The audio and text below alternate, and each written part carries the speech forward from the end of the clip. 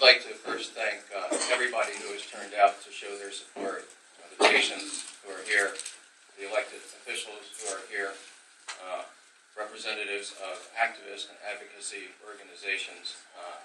We really appreciate you coming to our support at this time of our need. We opened Harborside Health Center 6 years ago to demonstrate that cannabis could be distributed in a way that brings benefits to communities rather than harms. And since that time, our incredible staff has accomplished that goal and more. Today, Harborside is universally recognized as having set the gold standard for legal, legitimate, regulated distribution of medical cannabis. There is no legitimate reason to target Harborside Health Centers. We do not.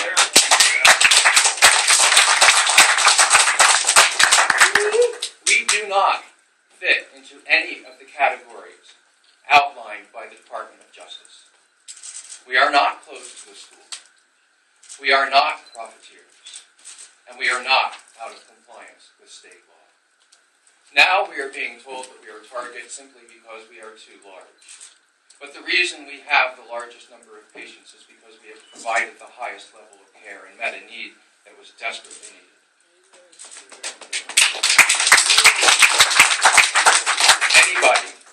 Anybody who visits Harborside Health Center and sees the meticulous and careful way that we observe the laws of the state of California and the regulations of Oakland and care for our patients knows that any allusion or allegation that we are out of compliance with the law or doing anything wrong is completely absurd and ridiculous.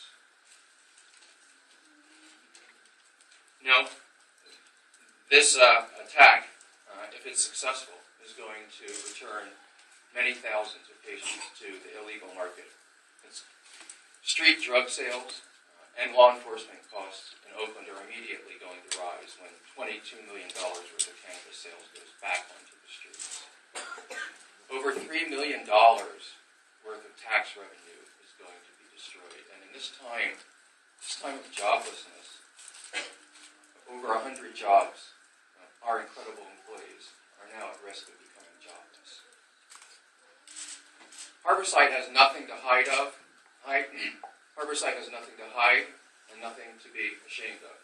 We have no intention of closing our doors. We shall continue.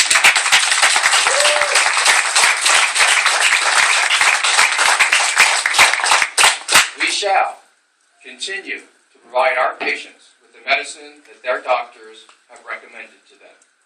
We will contest the Department of Justice openly, in public, and through all legal means at our disposal. We look forward to our day in court and are confident that justice is on our side.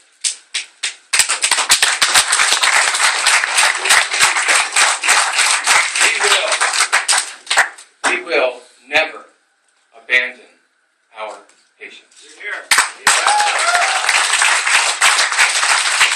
We have no intention of closing our doors. We shall continue to provide this medicine.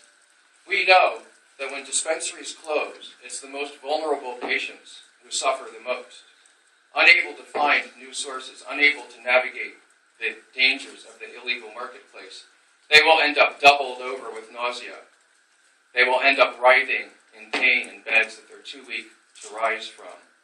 They'll end up trapped in apartments, suffering from depression and anxiety so bad they can't bring themselves to leave anymore. We've seen firsthand how this medicine helps our patients. We cannot and will not walk away from our duty to help them. We intend to keep the commitment that we made 6 years ago, a commitment to provide the very best cannabis medicines in the safest and most legitimate way possible. We are going to keep that commitment as faithfully as we can, for as long as we can. And we are confident, when the history of these days is written, that our grandchildren will be proud to read of what we have